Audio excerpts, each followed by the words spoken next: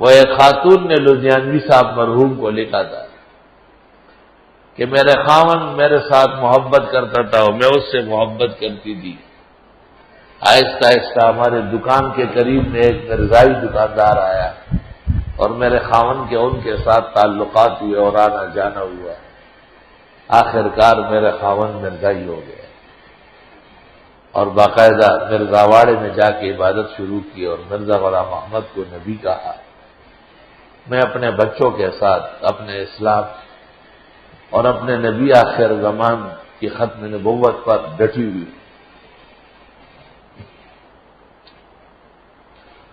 حضرت مولانا محمد یوسف صاحب لدھیانوی نور اللہ مرقدہ نے ان کو لکھتے لکھتے اس طرح لکھا کہ آپ کے داستان درد و غم نے مجھے ہلا دیا،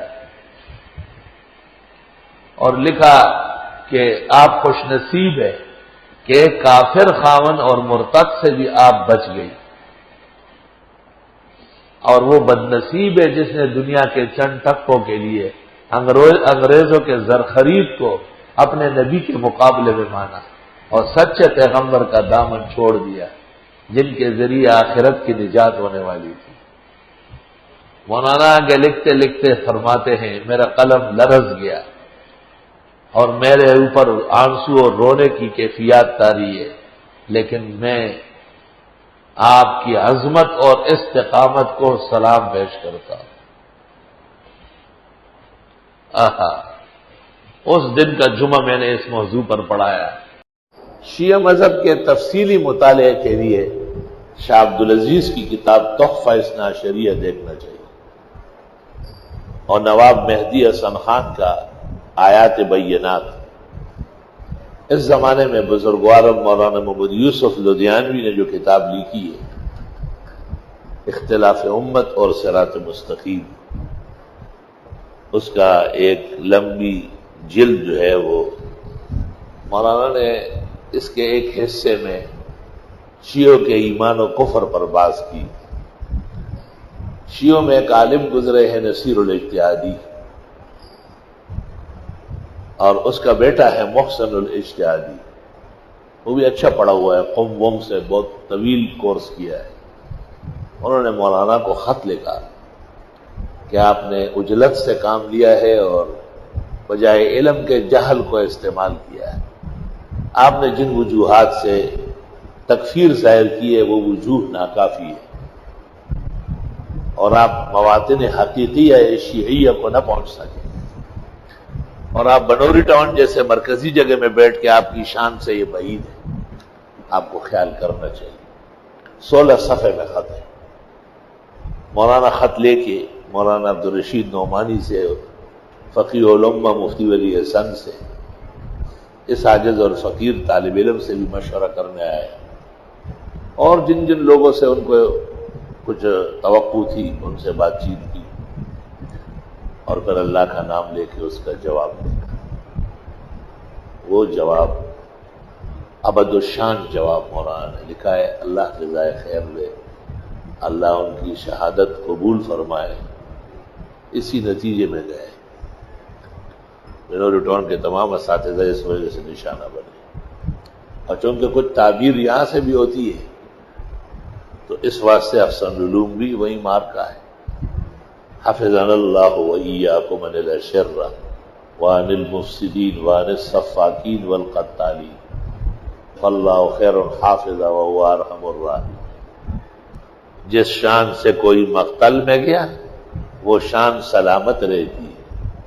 اس جان کی کوئی بات نہیں، یہ جان تو آنی جانی کا نمر نمر آخر بعمر. مرنے سے کوئی بچتا ہے اور نہ مرنے کے لیے کوئی مذہب مسلک تبدیل کرتا ہے. یہ کتاب جو مولانا محمد یوسف لدھیانوی نے لکھی ہے اس عاجز اور فقیر کے خیال میں یہ اس صدی کا سب سے بڑا علمی تحفہ ہے، اور اس قابل ہے کہ متخصصین کو الصف والتخصص میں پڑھا لیا جائے اور مطالعہ کرایا جائے اور ان کا امتحان لیا جائے کہ وہ سمجھ رہے ہیں یا نہیں. نہ سمجھنے کی کیا وجہ ہے؟ نصاب نہیں پڑھا ہے.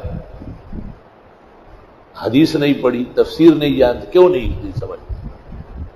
توجہ نہیں ہے، نہ سمجھنے کے وجوہات پر غور کرنا چاہیے۔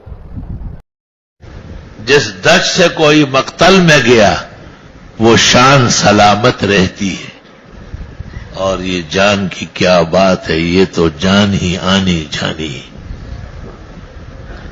وہ حضرت صدام حسین جو تھا نا، تو اس کو جو مار رہے تھے امریکن، تو شیعہ علماء کو لے کے آئے تھے عراق کے، اور وہ ان کو تھوک پھونک رہے تھے، تو صدام نے ان کو کہا کہ وہ دور یاد ہے جب میں نے تمہیں تمام عراق سے باہر نکالا تھا اور تمہارے امام باڑوں کو میں نے ویران کر کے رکھ دی، میں وہ اب بھی مجھے موقع ملے گا تو پہلے سے بڑھ کر سزا دوں گا۔ لیکن عالم اسلام میں غیرت نہیں تھی اور مسلمان اپنے لیڈروں کو بچا نہیں سکے، افسوس، ورنہ وہ اخیر تک اس پر قائم تھا اپنے عقیدے پر۔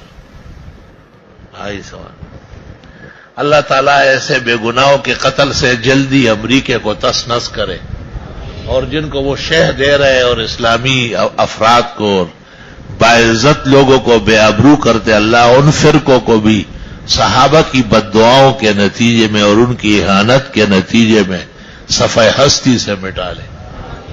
یہ روافض ازلی ابدی دشمن ہے، انہوں نے ابھی صدام کے کمرے میں جا کے پھانسی گھاٹ میں کیا بدتمیزیاں کی۔ یہ کوئی غیرت ہے؟ جب وہ بندہ ہوا ہے، جب وہ عروج پر تھا، پوری دنیا رفض اس کے چپل کے نیچے تھی، تو صدام نے ان کو کہا کہ وہ دور یاد ہے جب میں نے تمہیں تمام عراق سے باہر نکالا تھا اور تمہارے امام باڑوں کو میں نے ویران کر کے رکھ دی، میں وہ اب بھی مجھے موقع ملے گا تو پہلے سے بڑھ کر سزا دوں گا۔